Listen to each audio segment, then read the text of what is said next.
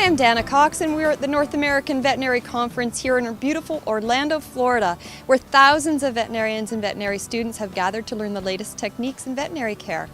Today, we're going to do a special report on raw diets. So, come on inside. Let's go see what they have to say. When we're talking about diet, do you have any concerns with heavily laden grain-based diets, diets that have additives or preservatives in them? Usually when I'm talking to my patients about their diet, I want them to be fed something that the animal's body should be digesting. And for dogs and cats, that's more meat-based diets rather than grain. I always recommend that you never use foods with artificial flavors, colors, or preservatives.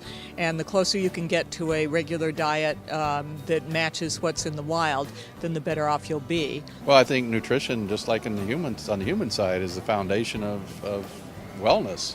And that's one of the first things I address in my practice. I have a holistic practice, and I see a lot of chronic disease. A lot of patients come to me on referrals who have been everywhere, and for some reason they're not getting better. There's something missing that's stopping them from healing.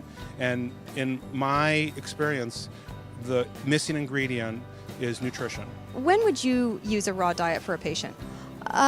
Usually raw diets are appropriate for your young, active patients, competition patients. I usually think my agility patients. Some animals are going to do better on raw diets. Some are going to do better on home-cooked diets. I usually will recommend, home-prepared diets, either raw or cooked. Raw diet is the best diet for canine and feline.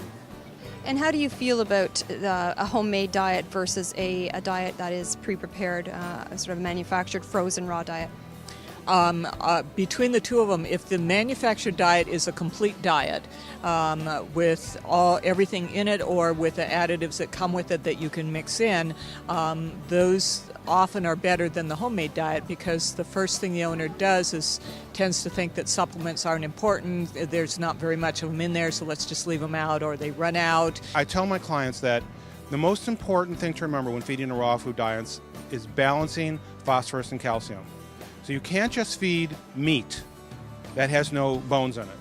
So we have to have some meat that has bones in it, because if there's a calcium and phosphorus imbalance, then the patient's not going to get better, and it's going to only harm the patient and not help it.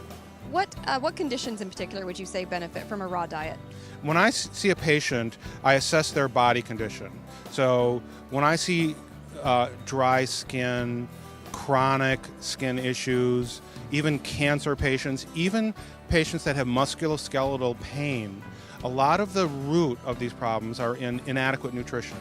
So I would say that most of my patients I put on a cooked or raw food diet. I have both a dog and a cat patient that kind of pulled me over into the raw a little bit, because with both of them, all the commercial diets didn't work. The only thing that kept them under control was heavy doses of corticosteroids, which gave them a lot of side effects.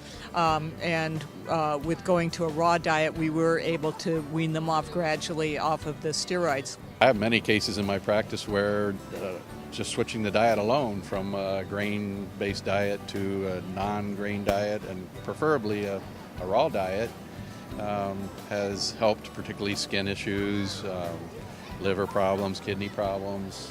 So That's great. So you're a proponent of raw diet then? very much so.